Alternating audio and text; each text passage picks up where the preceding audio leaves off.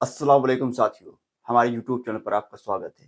साथियों, आज हम असदुद्दीन ओवैसी की एक प्रेस कॉन्फ्रेंस आपके बीच आपको सुनाएँगे, जिसमें उन्होंने दिल्ली के मुख्यमंत्री अरविंद केजरीवाल, भारतीय जनता पार्टी, कांग्रेस और आरएसएस इन सभी पर हमला बोला है और अपनी बात को रखा है और साथ ही साथ उन्होंने दिल्ली के विधानसभा चुनाव में लड़ने का ऐलान भी किया है। आइए पहले सुनते हैं हम उनकी प्रेस कॉन्फ्रेंस। बात कर रहे हैं दिल्ली में जितनी विधानसभाओं में जहां पर अल्पसंख्यक समाज खास तौर से मुसलमान रहते हैं, आप जाकर उन इलाकों को देख लीजिए। मीडिया से मैं रिक्वेस्ट को जाकर देखिए, वहां पर क्या बुरा हाल करके रख दिए। दिल्ली का कचरा लाकर जहां पर अल्पसंख्यक समाज के मुसलमान रहते हैं वहां पर लाकर उसको फेंकते हैं। ये इनका जो बड़ा ड्रामा होता है केजरीवाल का कि हम क्लिनिक बनाए, स्कूल बनाए, कहां बनाया तुमने बताओ जहां पर अल्पसंख्यक समाज के मुसलमान रहते हैं। और तुम्हारा जो सरकार का जो परफॉर्मेंस है, डेवलपमेंट सब झूठा है, बकवास है। जाकर आप देखिए वहां पर जहां मुसलमान रहते हैं। चौथी बात यह है कि जो लोग जेलों में हैं उनके ताल्लुक से एक लफ्ज तो नहीं बोलते, जो उनके पार्टी के लोग भी हैं, भूल गए उन लोगों को। केजरीवाल को बेल हो गई, सिसोदिया को बेल हो गई, इनके तमाम नेताओं को बेल हो जाती है।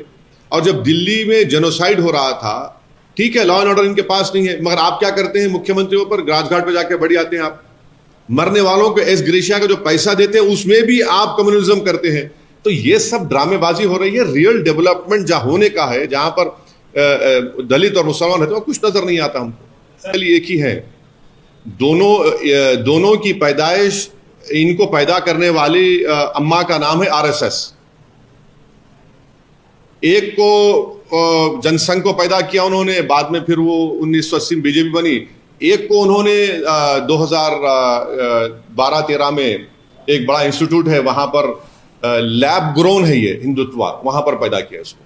सर, जो संभल वाले वायलेंस के मामले में उत्तर प्रदेश पुलिस ने खुलासा किया है कि जो गैंगस्टर इसमें इन्वॉल्व हो रहे हैं उनको डायरेक्शन किसी तरह से दुबई से मिल रहा है, इसके ऊपर इन्वेस्टिगेशन। अरे गोलियां चल के 5 लोगों की मौत हो गई है, बच्चे हैं, छोटे बच्चे, उसमें सीने के ऊपर उनको गोलियां लगी है, को पीठ पे लगी है, और आप क्या कह रहे हैं? पूरा ओपनली आप एक समुदाय के खिलाफ आप जा रहे हैं।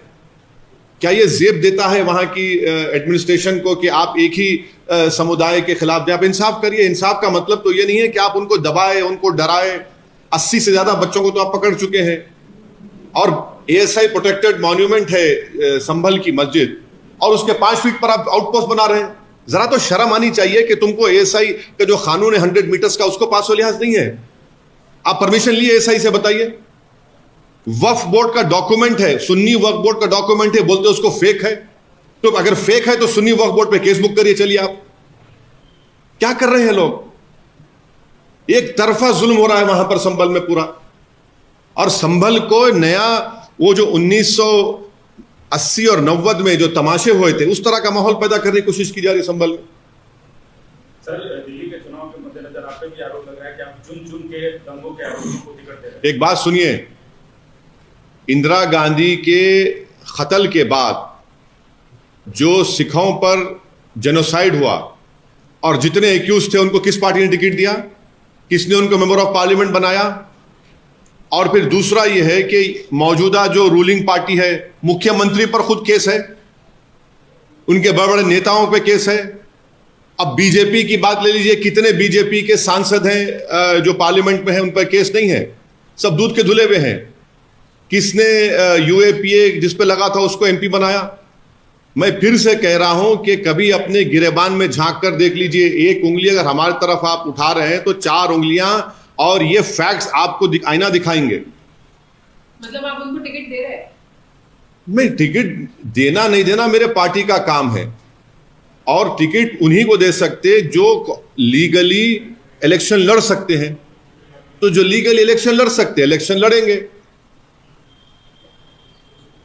सर, एक और सवाल है। ये एक मौलाना शाहदुद्दीन ने लेटर लिखा है योगी आदित्यनाथ को। He says that Muslims will convert in Mahakumbh. You have made a law, and how will you stop it? Why does Maulana have objection to घर वापसी? कौन है नहीं मालूम भाई, ये कौन है मेरे को नहीं मालूम, मैं जानता ही नहीं उनको। वो क्या चाह रहे? वो कन्वर्शन करना चाह रहे अपना। Muslims will convert in Mahakumbh. नहीं, मौलाना अपने आप को कन्वर्ट करना चाह रहे तो मैं रोक नहीं सकता हूं। मैं रोक नहीं सकता ना। Right to choice fundamental right है। अब मौलाना कूदना चाह रहे तो वो कूद सकते हैं, हमको क्या करना है उससे। हम अपने संविधान के तहत, अपनी मर्जी के तहत हम मुसलमान थे, है और इंशाल्लाह सुबह क़यामत तक भारत में रहेंगे। ये हवा के झोंके आते रहेंगे थोड़ा थोड़ा, ये सब उससे फर्क नहीं पड़ने वाला नहीं। हमारे अब मौलाना की कौन, ये कौन है, मैं जानता भी नहीं है महाशय को, इनको महाशय बोलना भी है नहीं मालूम, और कौन है नहीं मालूम।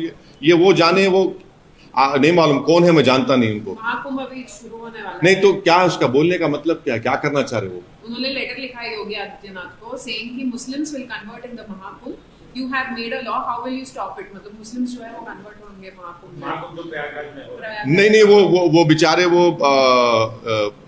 अब नहीं मालूम कितना उनका आईक्यू है, मगर आप अगर हिंदू धर्म को छोड़ रहे हैं तब आपको परमिशन लेना है,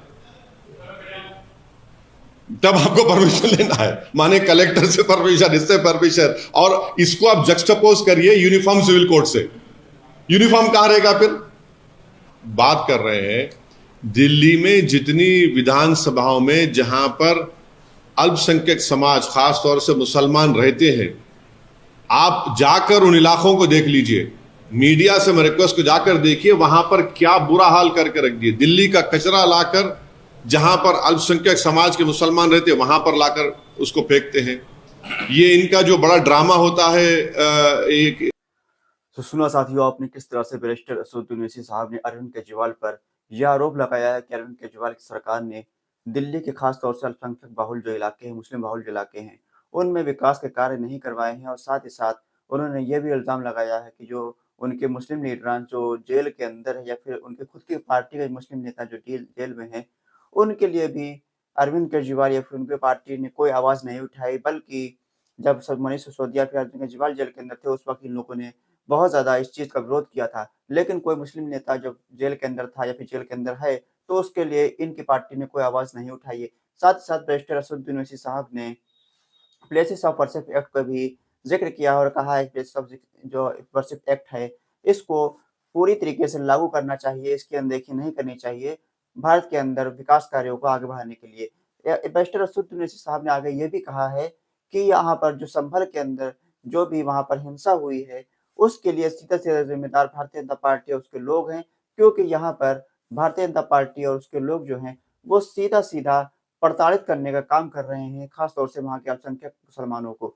साथियों, बैरिस्टर असदुद्दीन ओवैसी साहब हिंदुस्तान के मुसलमानों की वाहिद आवाज़ है, मुसलमानों के लिए मुद्दों पर हमेशा वो आवाज़ उठाते रहते हैं। इसी तरह आज फिर उन्होंने मुसलमानों के तमाम मुद्दों पर आवाज़ उठाई और मुसलमानों के मुद्दों को उजागर किया।